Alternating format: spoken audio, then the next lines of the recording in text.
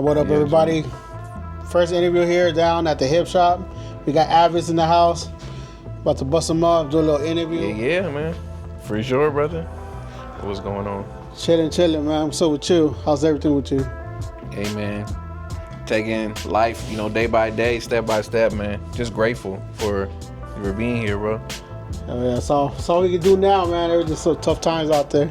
Hey, you can't even take one breath without something happening on social media or just out there and people's just wilding. It's Crazy man. times. I think it is very important that we remember not only like family but our values. Yep, we So, can't lose those. Yeah, so we don't start drowning, man, because you'll see it. Then people is just like, what do I got to really live for? And those logical choices that they could be making, now they're gonna just be like, nah, man, I have to do this or do that just so I can get by. Like, I think nowadays, especially, bro, since there is a lack of jobs, a lack of security, and lack of knowing what's going on, that's why we're seeing people wild out. I was reading like it has to be 2 incomes of 100 grand to sustain a family of 4. How? They hire me there nowhere. They want like 10 years of experience for a fucking security job. Oh, yeah. No, yeah, definitely. No, like we was saying earlier, man, no, the warehouse, bro. I looked into some, and this is the other thing I'm going to say, too. Besides the ridiculous amount of experience you need, and that's why, sorry to all my, not even Gen Z, but Gen Alpha, and right? yeah, and even Beta is like, bro, before you even leave out of high school, it's like you're gonna have to already start working, because then when you get into the force, they'll be like, oh yeah, do you have any experience? But I think that's been an ongoing thing since even for Way me being before, in millennials, man. But what's going on too is Indeed.com. Yes, I'm getting on y'all. ZipRecruiter, which I say ZipRecruiter is it's all right. It gets part of a pass, but those are the two right now that I've been using. I know some people use LinkedIn to also look for stuff. I don't even people use Monster.com, like any of that stuff, bro. But I've noticed that there's a lot of ghost jobs.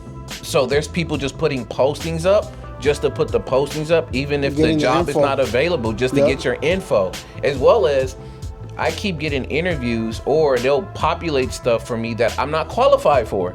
Like they'll be setting me up. I have my master's, but they're setting me up where like, oh yeah, do you have a this type of degree? And I'm like, bro, that takes like another 2-3 years to get, and I don't qualify for that. And then they'll continue to just send me that type of stuff, kind of thinking that, oh yeah, we're giving him opportunities to look at all these jobs and all of this stuff. Why is he not taking it? It's just like, bro, I don't even speak Chinese. Because it said like this, it's literally said this. They sent me one for a warehouse one. They sent me. I had to be fluent in Chinese or Korean, as well as Spanish. And I was like, dang, bro. Like, that's one thing I know I messed up that on. Battle right there, bruh. I know a bit of Spanish, but not never to say that I'm fluent. Like, if I took the time, I could. But it's just like, dang, man. I really wish in high school that they really pushed learning another language. Like other places around the world know how to speak multiple languages, because yeah, man, I'm feeling it. I think we're all feeling it, man. So what we doing today? You gonna shorten it up on top and everything? Take it down? Yeah. All right, let's get this haircut and get this shop talking still, man. The last time that I even touched cutting my hair was back in. It was actually 2020.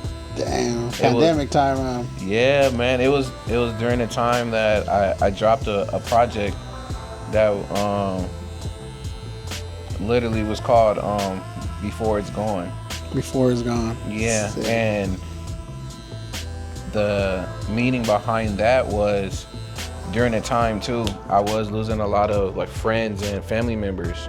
Not only just the COVID, but just age and just circumstances. So my whole thing during that time was repositioning and revaluing life, but as well as capturing moments with people before it's gone. Before it's too late. Yeah. Then we want to cry about it when we had the chance to say something, at that moment. 100%. So yeah, when I dropped that project, or before I dropped that project, because people knew I was growing my hair, I more recently, it's been really 10 years since I've been on my hair journey, trying to just grow it because I just wanted to see how big I could get my hair. And at a moment in time, I had a big afro because it was like the first time I did not cut my hair or go get my hair cut. So that thing grew massive. But then like a year or two, it settled in and I would just have like the small afro and stuff. But it's because I was not learning how to keep up with my hair and, you know, just learning how to maintenance it properly so that it can continue to grow. Long hair is a job by itself, Bro. right there, bro. You can't just get up and go outside, cut myself. Bro. I couldn't do it no more. 100%. I definitely, you know, shouts out to all the folks who do, and they still come and get a nice clean edge up as well too. Man, for real. But yeah, I had cut my hair because it just symbolized, you know, change in a new journey. So when I was getting that project and stuff ready, that's why I was like, you know what, I'm just gonna cut my hair all the way off and bam, let's go there with it. So yeah, since then, this is going to be the the second time in almost what 6 years. Yeah. Well, appreciate that, bro. You gave me a chance to cut you up, bro. You know, we only met from that one show we have here. But I don't know if you've seen how I cut, but I got to see. Nervous. No, I got to see. No, I got to see a couple of the befores and afters, man. Nah, it's respects to you, bro, for real. Yeah, I know what it. Not only say I know what it takes, but in terms of just, you know, hard work and dedication towards something, you know, you love and that you're learning. Like, yeah, man, you put in your work and you put in the work. So with everything just in life, man, I put in that work. Nothing's handed. Are you sure, man? I want to have things passed down to me, man. Bro, you know how many, I know we're off topic, but how many barbers I go through here because of that? You gotta earn the respect, the trust to come and trust you with their hair. And people, you know, people ain't cut up for waiting. Yeah, that's true. Speaking of that, man, I like dabbling and playing with words. So when you said trust, man, I used to do this too when I was with the students that I worked with when I was a counselor, but just in general because I'm a MC. The word trust, I was telling people, I was just like, yeah, man, shoot, you gotta understand the T, with the T in trust, you know, basically it's the word trust. But if you don't have the trust, take the T away, what do you have? Rust. Yeah. And then for trust to work, it takes, if you take the R away and the other T, it takes us. That's true, yo. Hell, you're big on acronyms. I noticed that. Tell us your name, what it stands for, because it's all acronyms, right? Yes. So I go by the name I.A.d.v.i.s.s, and it's an acronym. It stands for A Dreamer's Vision is Seeing Success. Sick. And part of that journey of figuring that stuff out is because we all talk about, you know, our dreams and living out our dreams, or some people's ideas of what an American dream or whatever you want to go about with it. But being able to have the vision, but realistically take the work, like you said, put in the work to actually make things happen. That's the essence of my name. It's like, yeah, man, I can have the vision and I could talk about it so much, it can be clear, but not until I actually start to get the movement going and actually put in the work to make it happen is when I'm going to actually see the vision and the fruits of that labor. So yeah, a dreamer's vision is seeing success. So how do you make yourself successful? You got to put in the work. True. That's so true. I think that's what people are lacking nowadays, man. Putting that work. Yeah, work ethic. But I want to say that's part of a, not even it's part of a tradition, but then it's also a value thing. I think your upbringing. Your upbringings, yes. If that's not passed down in your family and it's not valued, and you don't find value in doing it, it's not going to be anywhere in your vicinity because of that.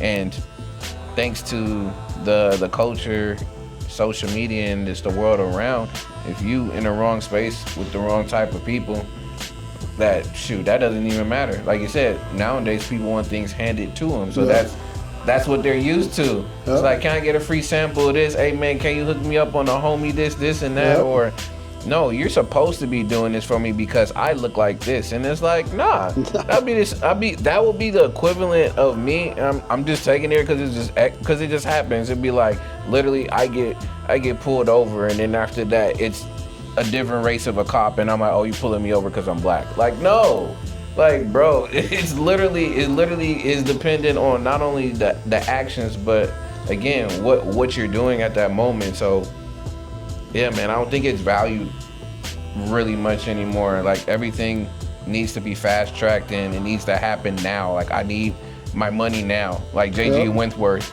If y'all even know about that commercial, JG Wentworth talk about I need my cash now. Did they have a song too? Was it? Yeah, like 877 cash now. They're on the bus and shit. I remember that shit.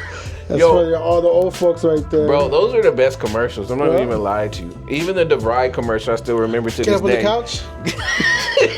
He's like, you sitting on the couch? Yeah, I would feel those disrespected because I flunked out of school. Man. And I was doing shit like, damn, motherfucker knows me personally. How the fuck? It's crazy, man. Man, just do it, man. Just do it. It's easy. Like, okay. Bro was very impactful. Shouts out to him. I mean, shouts out to Curtis King, because Curtis King also had an interview with him too. Oh, no way. Yeah, and he talked about the impact of that commercial and how literally like people not only remembered him from that, but like he actually sparked motivation in a lot of it did for you to get up and actually go. It's pretty dope, man. That's crazy, man.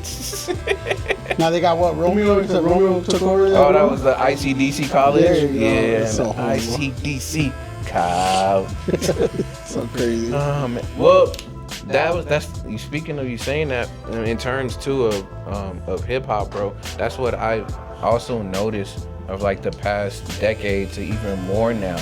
Like in commercials, they highlight it or they use it as an extreme gimmick, like literally making a song out of whatever they can, or remixing like hip hop songs to go straight into the commercializing of whatever they're trying of their product, bro. And sometimes it's so cheesy, bro, or it's just so corny to a point where I'm just like, bro, see, they're using it to get your dollars. All the hip hop heads, they don't care nothing about y'all really at all, us at all. It just like, hey man, let's make this hip hop jingle real quick and let's get this money from these folks. We're the hot commodity at the moment, so they're like, let's use this.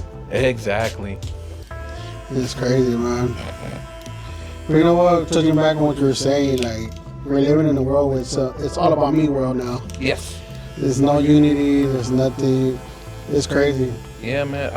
I think part of that's the one thing I do respect in terms of like Eastern philosophies and cultures is that whole idea of collectivism. Like, and that's the difference between us over here. We're very individualistic. I think it's based off of the system too of like, again, capitalism and commodifying everything. Everything is commodified. Like we whatever used to be private's not private anymore. Like we don't show any type of like sacred, places for things that don't need to be touched. I don't need to be knowing about what you do every single waking moment that you get up, or how you use the restroom, or what type of toaster. Bro, it's starting to sound like the Truman Show. Like it really is, to the point where like your life is to vlog your life instead of live it. And then one thing is like you doing your life, but when you put your kids, like you don't know how many weirdos and other people is out there, doing that, and they have even more access than they have in the past. Like there's been issues with, and I've been seeing some folks, because I'll watch it on YouTube. I even see articles and stuff on it. And it's actually happened with some of the students that I've worked with, where kids are on there playing Roblox or any of the kid-friendly games, and you have these avatars of literally the older men or older people going on there having conversations with these kids, and then get into DMs and start asking these kids about all these, inappropriate stuff, and be like, can you send me this, or can you send me a picture of that or something? It's just like, man, you giving access, especially as a parent. I can't speak on saying as a parent, but I can definitely say, at least as a guardian at times, or just being a relative, you really have to watch very closely how much your child, or just younger kids in your family are using social media or the internet, because of just, it's a wild, wild west, man. www. No, and then the worst thing about that, like on the whole Roblox thing, the Roblox, they said it's not their job to monitor kids. So it's like you're giving all these access to these pedophiles. Yeah, and there's vigilantes actually doing the work, and they got banned. I've seen a couple of YouTubers who've been vigilantes doing that, and yeah, they get banned, or they start trying to go after them and try to get them on a lawsuit, and it's like, bro, do the right thing and just go. Yeah, eliminate this. Yeah, but they're not, because that's where they get their money. They know what they cater to. No morals. That's what people are lacking nowadays, the morals, man. Yeah. You see it everywhere. You see it in the music. You see it. Yeah, I think because we let society go so far left in terms of caring, like you said before, when it comes to, you know, folks not caring about, you know, themselves, family, or even being in a community, don't know what that looks like, is because of the fact that what has society propped up of being the ideal look for stuff now. Yeah. Like, why should you value being in a community? There used to be a time, and like for me, I still move that way, that like in my neighborhood specifically, like it's more Latino and more, you know, like Asian folks in my community. But like anytime that I would go when I was a kid, I'll be going to either my homie's house or other house and stuff like that. Like they're like legitimately like my second mom, second dad, or they know like if something's going on or happening, like, you know, not like as in they gonna like reprimand, but more so like they keep you in check and making sure like is everything good, and you know, everybody's playing their part. Like I have extra uncles that again are not related, but everybody was looking out for each other. And that sense is lost. Yeah, well, because how you gonna raise my child? How you gonna you know, discipline my child? That's this and this, when literally places around the world, different cultures and communities, that's kind of how it was set up. Especially if you had small communities, that's just how it was. And be like, yeah, I'm going down to Uncle Jonathan's house right now. They was about to end up doing this and this and that. Be like, all right, you need to be back by this time. If not, I'm gonna call them, and if you need this to come over or stay over, okay, just let us know. It's like everybody was in contact with each other. Or the universal the street lights. Yes. They went on. You gotta be home. Yes. Oh, there's so many moments with that where I was out late and we're home. We're playing, and I can be like 5. Maybe like 4 blocks away, like really far. I'm still on the street, but I'm really further down. I can hear once them lights turn on, my mom look outside, I can hear her. She's like, ah! Where you at? And it look like she's yelling outside, but like it echoes, and everybody's like, wait, yo, oh yeah, hey, you gotta go home. That's your mom. Your mom's calling you. Just be like, yo, I'm literally all the way over here. How is her voice reaching? We had that fear, you know, and I think these kids nowadays, they don't have that. Yeah, I'll even say it's more so just respect, like respect of authority, and you know, everybody has their, you say hierarchy, in a sense of like, you know, that when it comes to an adult or somebody that's older than you, like this is how you're supposed to move. And I think part of it too is it got to a line of where everybody not necessarily is not playing their roles, but people's roles aren't understood anymore. Yep. It's like, what are you supposed to play? What are you supposed to do? Okay, you're older than me, but you're also being disrespectful to me, so why should I show you respect? Because you're also being disrespectful. Yep. And it's not because I'm the adult anymore, or it's because, you know, kids are gonna be kids. It's just more so like, hey, I'm a person, you're a person, I may be a little person, but I also still have feelings, and I also still have thoughts, I still breathe, and all of that stuff. Yep. And that's how I try to parent, you know, everything I didn't like as a kid, like I try to do the opposite with my kids, you know, and try to understand them and explain stuff to them. I don't know about you, but no meant no, you know? Yeah, oh, 100%. We didn't get to understand, like, you can't go here because of this, or no, because I said no, that's it. Yeah. I think, like, you know, I mean, little to no explanation, but I think, again, that was just the basis of previous generations and how their parenting was. Yep. So you are learning from that. And I think that's also, that's what I see that's also missing even more so nowadays is not just saying effective parenting, but yeah, how to be a parent. So then after that, the next generation understands how to also be a parent, even in the changing of, times and stuff. I mean, I see it to a point where because a lot of things have been weaponized in terms of, you can't hit your kids a certain way like this, or they're gonna call the people to come get your kids and stuff like that. And then some of those kids, because they're learning all of this stuff off of social media, they're also weaponizing that so that if you do something to reprimand them so you can teach them a lesson, but like you're not hitting them or anything else, they can still call the people because of the fact that they know they can try to get away from what you're trying to help them. So I'm picking up too from being at home with my moms, and I think, or I should say, I know one of the biggest lessons that I've learned, and it's just helped me to not only learn how to work with people, but just learn how to let people be themselves. Just more turns is just really, it's been actively listening. Yeah. And especially when I was working with kids, it's more so at the eye level too.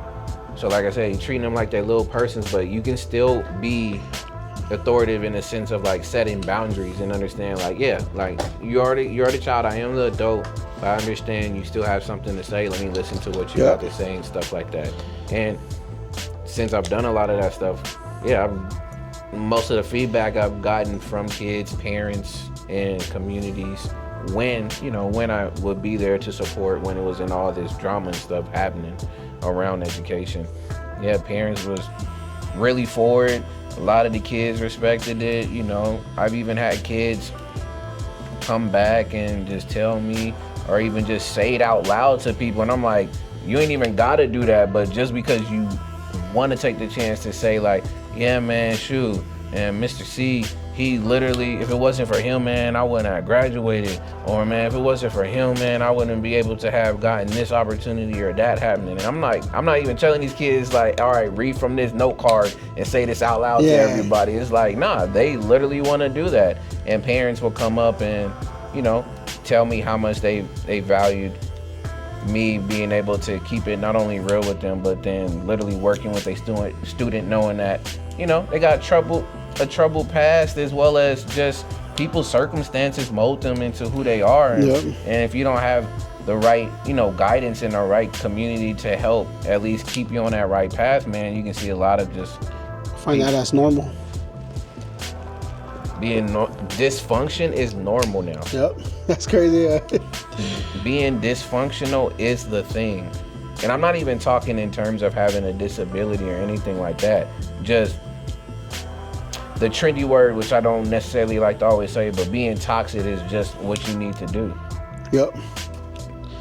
And I don't think we touched on this, but besides being a dope MC, you worked at schools too, right? Yeah. And that's what you were saying that about how parents come up to you, and it is dope because I'm pretty sure it's fulfilling that feeling of like you made a change on someone's.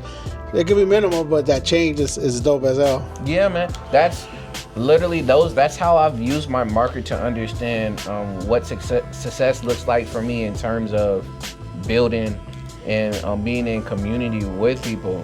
Because prior to me working back here in Cali, when it comes to in the schools, I actually was in different programs, and one of the programs that I ended up being in, it had put me out in Seattle. So I was out there like testing my ability to be able to build relationships and work with students and parents and staff and stuff out there. And I was in a program where, I'll be honest with you, bro, it's a terrible program. Every time I've talked to people about it, like I don't even like to say the name in its sense, because it don't need no credit or no type of shine at all. But in that program, like I learned the difference between what authentic is and inauthentic, in terms of here's your robotic responses versus like you being you. And that's one thing kids will do is they can spot that quickly. If you being fake, they will run you through the ringer. Yep. They will not trust you for anything and this and that. But if they notice that you're, genuine, you're being authentic with yourself, it makes it so much easier for them to then, take that dive into being, you're trustworthy, which also helps them to understand the green flags when it comes to, relationships outside of your family. Of noticing like when people show you this type of character, or they show this type of care, or they do this and it's not tit for tat, like you're gonna give me this back or this is gonna happen. In return. Yep.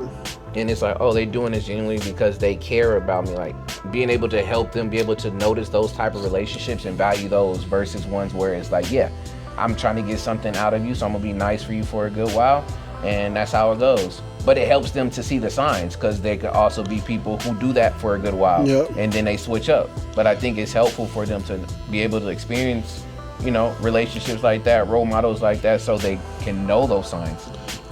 It's crazy because as I try to teach my daughter right now about fake friends and stuff like that. She's only 8, so you tell her, and it's some people are born with it, some people aren't, Yeah. But I'm trying to get that in her mind, Not everybody could be your friend. True. Or not everybody should be your friend. 100%, man. You're not going to be able to please everybody, and that shouldn't be your intention in the first place, because then you're not only wasting your time, you're wasting your energy, and you're doing it for somebody who can forget about you the next day. Yep. And then now what have you done? Put in months, sometimes even years, into trying to compromise or be around this person, knowing that at any second you say something or do something, they can flip on you. Yep. Which, unfortunately, it has happened. I've had to cut some people. has. Yeah, I think that's it's still a great life lesson to learn, and I'm glad that you're definitely teaching your daughter that, because it's gonna happen.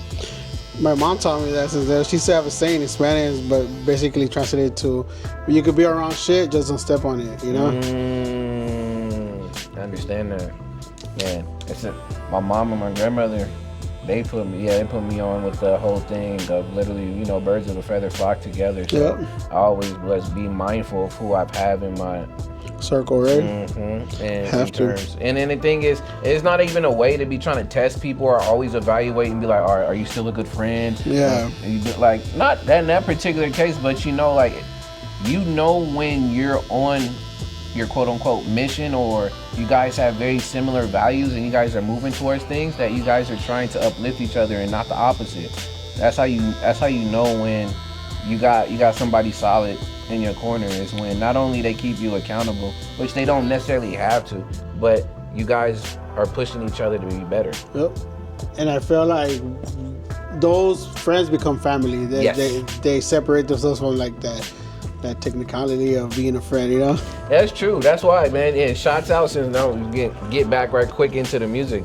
Literally, I had shots out to all my extended fam that I got to put on the project. So I had dropped an album in December, and it's titled BYOB, and I have a couple of skits on there, and one of them being with like basically those close friends. I don't say besties or any of that, but like close friends that literally just became extended family.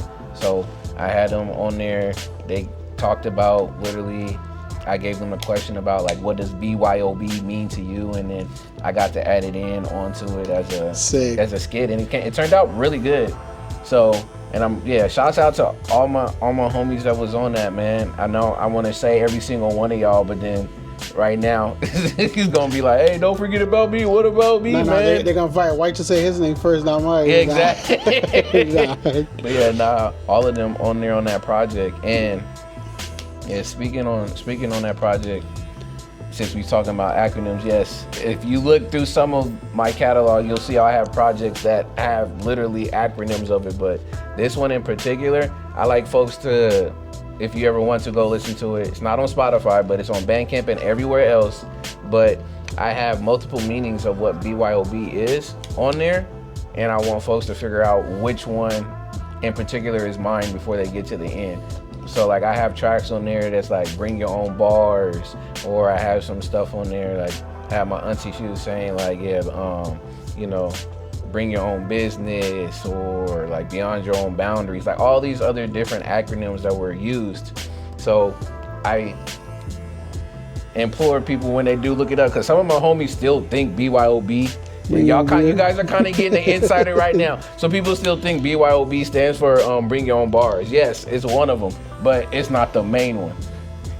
And the whole project just explores, like I said, the experience of like not only answering that question, but just delving into different topics of, you know, community, family, you know, grief of lost ones, and like learning how to, you know, continue to grow even beyond like when something happens. Of course, bars, always gonna have bars. Changes in who you are, you know, staying true to who you are and understanding that you are special, and special in terms of what you bring to this world, but just understanding, you know, how do you find that role and how do you find that purpose and bringing that out, because we all do have a part to play in this world, and to make it a better place is just a matter of you taking that time to figure it out, as well as letting people know your boundaries and having to diss people's behaviors while doing it. That's one song that a lot of people who know me in terms of like the music I made, it was a lot more aggressive, and it was like, bro, what? I was like, yeah, I did a diss song dissing people's behaviors, and it was like, bro, I was not expecting you to go off on that. Hey, but sometimes we need to call out people on it, you know? Oh yeah, well, again, if the shoe fits for certain people, then it does. But it was more so of like I kept seeing this so often. I was like, why is this type of behavior keep coming up here, and this person and that person and then that person, and they switch up and nothing's really been done. I want to have a conversation with people, but then some people just don't want to talk. They just want to go on social media and start all of the drama there, when it's like, bro, we can hash this out right now. Like, yeah, I can give you my phone, do this and that. We ain't got to play this game. But I'm like, all right, since you want to do that, all right, I've been tired of you people. Like, that's one of the songs I performed here. That's why. Yeah. Shouts out to Destruct, because he was literally like, man, when are you going to perform that song, man? You need to end up doing that song. So I think this was the first place I actually performed that song. That was the first time. And for those that don't know, we had a show here. It was, no one came, but it was a dope ass show, because we're just pure artists networking with each other. That's how we, you know, I got some projects coming out with him, I.A.d.v.i.s.s, I got Cassius King, and working with Destruct. So, you know, it was so dope that, I don't know, everybody performed like it was a packed house. I thought it was so dope. That was so dope. That was sick as hell. Hey man, no matter if it's 2 or 2,000 or beyond that, if you know and you love your art and you love displaying it and sharing it with people, you have to show it. You want to show it, yeah. And that's usually my sentiment with stuff too. I don't trip out in terms of, oh, there wasn't this many people here or this didn't happen. I'm still early in my game in terms of like performing and actually making moves around the music scene. Like, I've been more so a heavy listener as well as just a student of the game. I'm still a student of the game, of course, but in terms of like, I wasn't out there going and doing performances. I didn't start really performing places until like 2018, and that was like maybe once a year type thing, until I ran in and ran across a couple of people, more people, and then that's when I started to get out of my shell in terms of like performing, which I never was necessarily like extremely nervous whenever performing. It's something about when I get to the point of being on stage or just in that mode of performing that I'm so comfortable, and I have to, and I always talk about it when I talk to people, man, I have to shout out Ninth Wonder, Buckshot, Murs, Sean Price, Sean P. Yes, man, rest in peace, man. Dude, that's again one of my other favorite artist for just the way the rugged style and how he raps, man. But because of them, and especially Sean Price, the way that they were performing on stage, like it showed me. That was my first hip hop, like a legit hip hop show, and this was back over at the House of Blues in I think 2012. Like it's around 2011, 2012. But the way that he performed on stage is kind of how I got used to it in terms of when I was doing interviews myself. Like he was performing as if like we in his house, in his living room, like we chilling on the couch, like he's cracking jokes but spitting hard bars and then slows it down and it's super funny. I was like, bro, why is he so comfortable on stage? And like it makes me immersed into the show. So that's just how I've moved in terms of when I'm performing stuff. Is like I'm so comfortable on stage now. Let me get the interactions between people in a crowd, or get them to move to what I'm saying in terms of my lyrics and my message. And yeah, just have a good time. Like that's what it's about. That's dope, man. And it's crazy how I was stayed in my head, the acronym. Yeah. It stand for something and then it evolves to something else. Yes. And I feel just like us, we evolve we start at one point and we start evolving to something else, but we're the same though. Yeah, man. We're just an updated version of our previous self. And that's what it is. That's the game is about, man. It's just slowly but surely, incrementally. And shouts out to Lance Curve.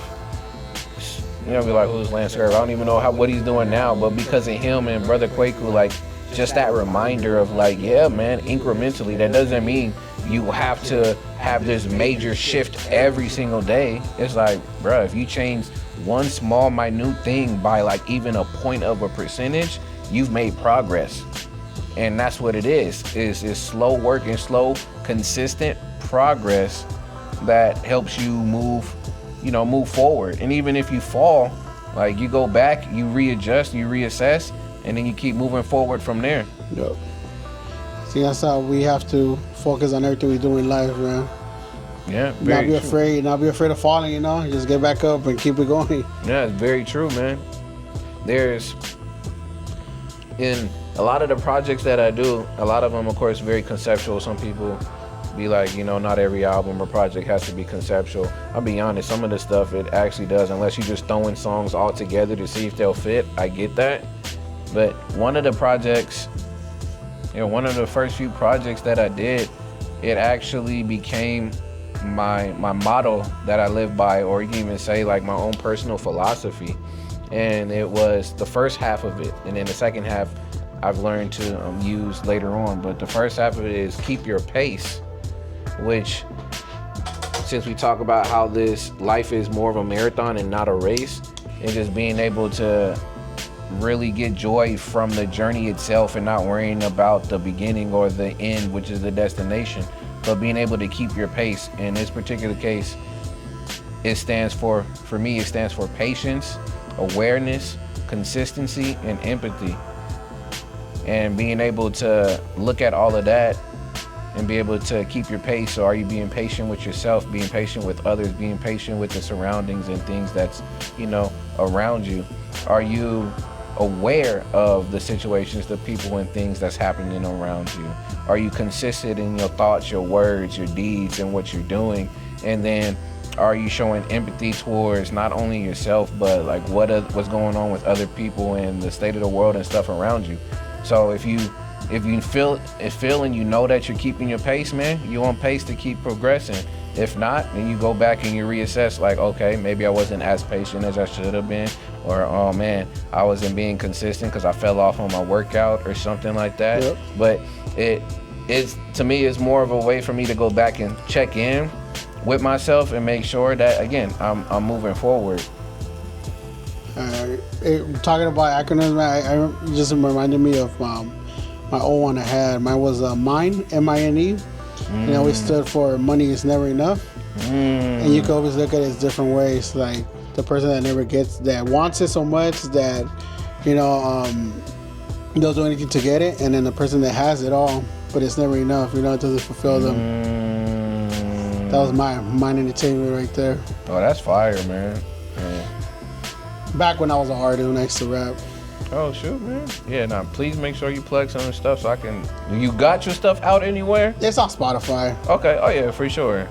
So, hey, it's all good. Like, I've had my change of, you can say, change of heart in terms of Spotify. That's why I'm stopping to drop projects on there, just based off of all of the news reports and the nonsense that's going on with all Spotify. Stuff, yeah, and really how, again, it's not really for the artists in terms, because some people don't know. And again, you guys can quote me or not, and you guys can tell me if I'm wrong in any terms and way. But when I looked up before, prior to all of this stuff going down, when they did turn over, I think one of the CEOs on Spotify, if not the CEO of Spotify, used to be the CEO for Napster. Free, right? Pirating music and stuff. Definitely just check some stuff out of so, yours. For me, someone that, I'm pretty sure people that may watch this, like, looking for ways to put their stuff out, what do you recommend? What are the other choices to release music on? Okay. So, in terms of if you just want to get your stuff out, to like get it out, and I mean, most people are still looking for, maximize reach. You go through a distributor. The one I like to go through, just because it's just cut straight to the point, is I use I.A.d.v.i.s.s. So I.A.d.v.i.s.s as a distributor. So this is the distributor. Basically, is the middleman of, like, you put your music up there, you put in all the information that you need, and they will act on your behalf to put it up on Spotify, all streaming platforms. That's what that's what a distributor does. But if you more so like, I want to put it into my own hands a little bit more and move like that, I mean, of course, everybody's real best bet, but it's not gonna be a lot of reach.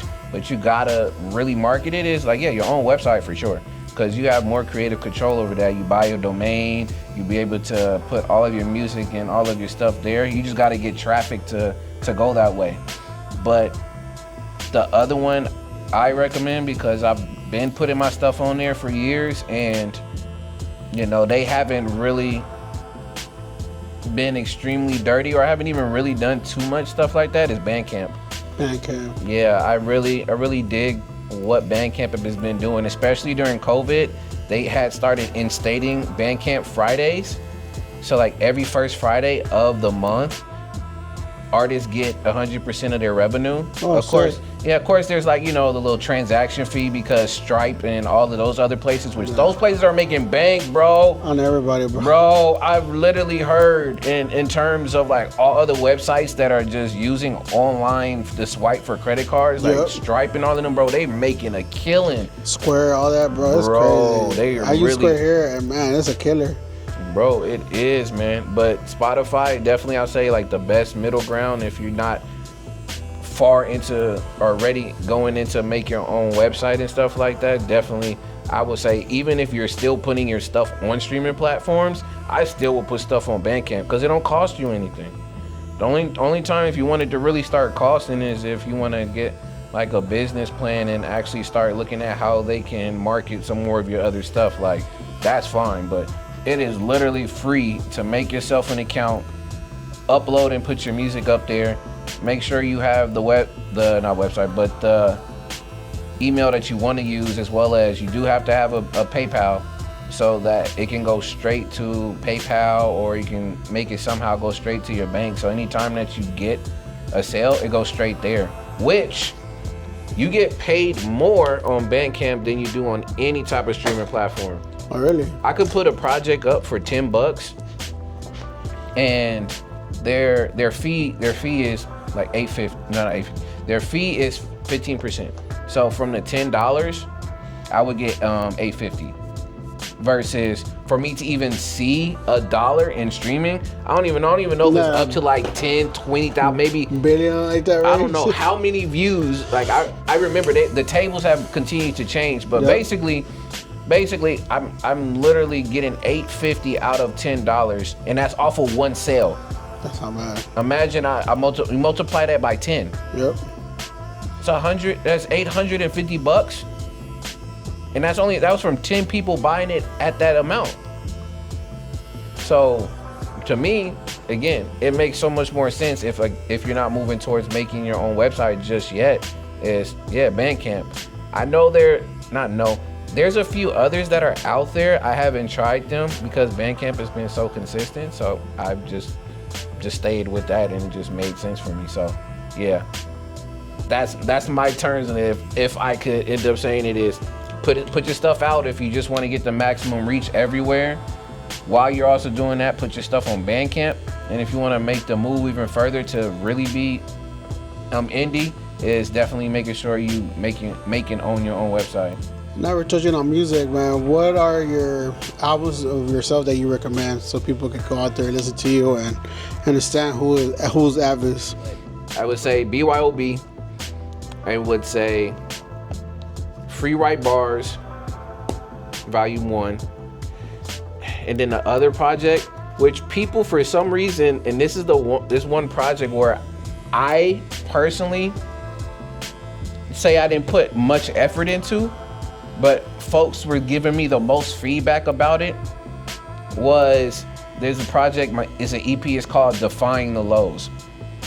Defying the Lows. Mm-hmm. And it's a double play on like defying the lows, as in I was learning how to produce lo-fi beats, so it's kind of it has a little lo-fi sound feel, but at the same time being able to defy when like we're feeling low, we're feeling down, and being able to get ourselves out of a rudder.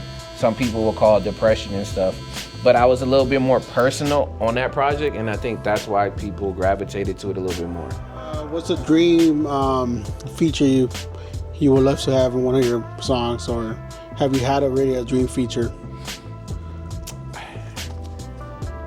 In terms of being on a project, I still have to say shouts out to Destruct, because it was fire, right? bro, man, through him also, because collaborating with him, one of the people I did a long time ago wanted to be on a track because we talked about him earlier was Sean Price, and he did a track with Sean Price.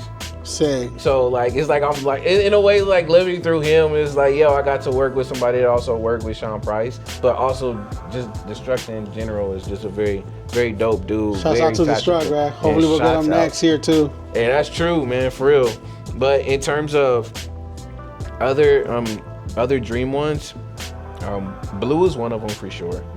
Cash His Keys, that song with him right now. Man, sick. Fire.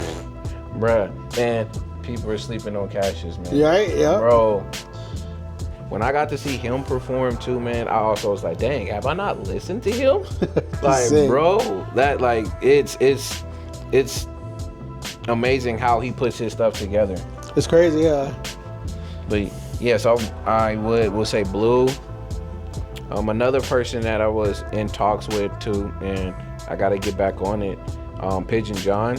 Oh, dope. Yeah, because these are some folks that I was listening to when I was a kid, and I really appreciated and liked their style. And I was like, yeah, man, I definitely wanna work with these people. Common is another one, for sure. I wanted to work with Common. Too. Man, at a time it was also Lupe Fiasco. He's still my number one for sure in terms of him as an MC and an artist. That dude is just an alien. I don't know what was going on with that. He's sick. For real. And I mean, there's so many more people, even from outside other genres. Man, like I've also wanted to work with Linkin Park a long time ago. Sick. Like for real, like I wanted to do that. But the other person that I do need to get in contact and I want to work with him too is Curtis King too.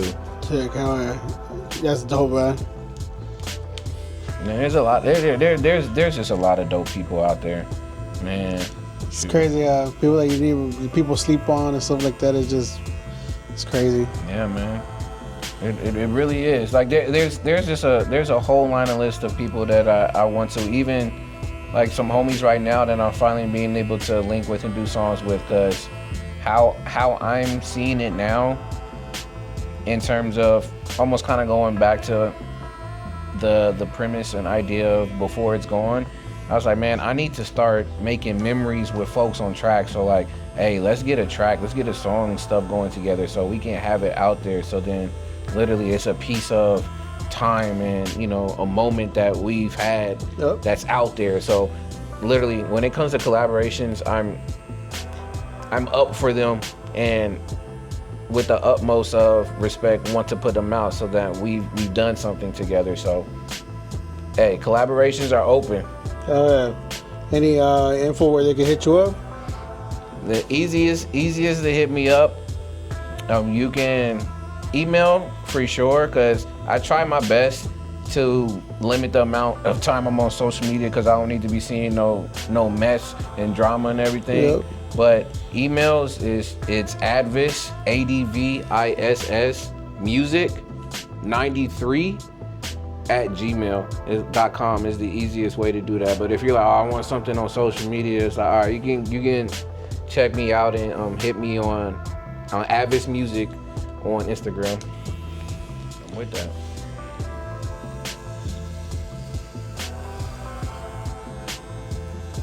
For sure. You got anything working right now, or any music you working on right now? In terms of that, the stuff that we're going to be we're going to be cooking up, that's definitely there in the works. I'm going to be a feature for a producer that's coming out with a project. I don't want to put that information out there just yet until he's ready, but me and him got a track together on his project. He sent it to me and I got on that. In terms of like other music, I mean, I have so much of this other stuff I want to put out personally, but shoot, the way things are working right now, I think I've been just making a lot of collaborations more of the priority than my own projects. But I'm definitely gonna put something out this year. I like dropping something once a year at least, whether if it's an EP or if I get to making an album, I will. But in terms of right now, it's just collaborations. Are you eager to release anything else right now, or are you just? To be honest with you, it's especially with the collaborations, it's on their timeline. I know for myself the stuff that I have the power to work with and do. Yes, I would agree with you. Yes, I want to drop some stuff, but the thing is, I had to prep, because I did have a whole series idea that I wanted to do, but I need a lot more time and prep on it, so I can't just, oh yeah, let me throw this one out here, and nah, because it's a collection of things, which, man, it's fine. I mean, it's what I've learned too is not always about needing to drop something immediately just so you can have it there. It's if the timing works and goes for it, it does, because that's how a lot of the projects up to the one I was talking about with Free Write Bars Volume 1, that's how it just transpired. Is I wasn't even planning on some of this stuff and then things happened. Or just like the other EP that I did before my album, which is called One Day EP. Like that one, in terms, I literally wanted to challenge myself. I'm like, okay, let's see how many songs, or I'm gonna do this set of songs and see if I can make it all mix, master, create the cover art, make the beats, write the rhymes, all of that. Can I do this all in one day? So that's crazy. Yeah, so I did. I dropped all of that stuff and I made 3 songs in under 21 hours. 5 of those hours I actually had to take a break because I went to go, shouts out to the homie again, Destruct. I went to his spot to go record another song. Oh, dang. Yeah, so I had to take the break from there, but that process in itself, I just did it as a challenge to see, can I actually create songs, but also some songs in some ways of substance where it's just not like throwaway songs in one day. And to be very honest with you, especially the last song on there, it became my outro song in terms of if I'm doing performances. It's my last song that I end on. You know, and I find that hard because your lyrical skills are like so thought-provoking, you know, and to do that in one day, that shit must have been hard. Man, it was because doing stuff like that, you don't know the pacing. You don't know, hey, all right, how much time do you really need to take to do this? Because sometimes you can be in in the flow, and you can make a beat in like 10 minutes or 20 minutes and have a good idea of what it is, but then trying to make multiple back to back to back, and you have a 24-hour timeline. You're like, you did the whole production too, the whole beat. Yeah, so it's all from scratch. So I made the beats, wrote the rhymes, mixed it, used the mastering program, made the cover art. Yeah, all of that. I finished it in 21 hours. That's crazy. Yeah. Yeah, man. But finding a timeline to do that is just like, how much time do you need to really be on to get this done and have this done, have that done? Most of it, the thing that took the most was, to be very honest with you, the writing wasn't even the longest. It was the recording. Really? Recording is what took the longest, and it's because of the fact that, like, again, I had to make this, do this take, do that take, and I'm the type of person, when I am recording too, I also mix along the way. So when I'm done recording everything, like, it's already all mixed and just about ready to go. So that's probably, that's the reason why it took the longest, because I'm doing both recording and mixing at the same time. Hey, man, that's what this was about too, man. Definitely about, man. Appreciate you, man. And y'all make sure y'all go follow the brother. Especially, what do you go by? You going by your Blessed Hands. Yes, Blessed Hands, yeah. Bro, it has a ring to it. It's like my cousin, his handle is Prolific Hands. Prolific Hands. Because he used to be, just recently, he had his last fight. He was a boxer. So I went to go and see his last fight and get the support too. And that was what he ran by. Me and him actually gonna work on something, because I know he wanted to have a track that he can walk out to and have. So me and him gonna work on something eventually for him. So yeah, shouts out to my cousin Juan, man. Mr. Prolific Hands. He also draws too. Very, very dope artist too. Well, the plan for the next job is that we're gonna have a big parking lot and everything. I want to do like an art walk with music. So at least once a month and shit. So I'm gonna get in touch with everybody that came that day and just want to do something big like that every month. No, shoot, yeah, man. Just keep me on the line for that too. And then literally, I've been meeting a lot more folks who are just looking for places to go and have a good time and then also perform. So yes, man. I'm sending you much success in all of your endeavors, for real. Appreciate it, man. Hell yeah. Same. Likewise, bro. We're going to get this, though. Yeah, for real. 100%. We're going to get this. And I've been talking about doing this little interview haircuts for a while, but when you're in your head, you're like, I should going to be wag. And I said, you know what? Let me just do it. Yeah, man. And I feel like it felt natural. Yeah. I liked it, so. Man, I appreciate you letting me be the first to try this out and get it going, man. For real. People look at failure as a terrible thing, or like a very, it can be a defeating thing, but if you're able to take those L's and turn them into a lesson, you learn from your failures, it becomes one of your best teachers. You're like, oh yeah, man, that didn't work out that way. So all right, maybe next time I'm only gonna try this certain amount right here, so this goes right here. Okay, yeah, that was good that time there. Maybe I should ask a question about this in this way. Yep. Or I'm once for all of my cinematographers and videographers or folks who love angles and all that stuff. Like, all right, man, maybe next time I'm gonna get an angle on this way or that side. So the only way for you to be able to know what works is you have to do it. I'm not afraid of taking chances. Yes. And that feels like people should just take a chance on anything you guys are doubting about. Just do it. Yeah, man. Because if you don't, I think the regret's bigger than the, doing it. The what ifs. Yeah, all the big what ifs, man. Yeah, it's the worst. It really is, man. Keeps a lot of people up at night. And I know, especially now in society, for certain people, because their values are different. Since I'm going back to like the beginning of everything, people's values have changed. They missed out on, family. They missed out on being able to achieve these big things. Some of them missed out on having children. Now that's like one of the biggest, regrets that they can have, and they can't do that anymore. I mean, you can adopt, but to have someone that's, flesh and blood from you, it's, it can definitely be just a really big, huge, just, man, like you said, what if? So shout out to you for bringing up the next generations, man, for real. I think that's one of, unsung hero for that, man, for a lot of people, man, being able to build a thriving and functional family. You talking about dysfunction, man? That's a testament to legacy for real. It is, man. It's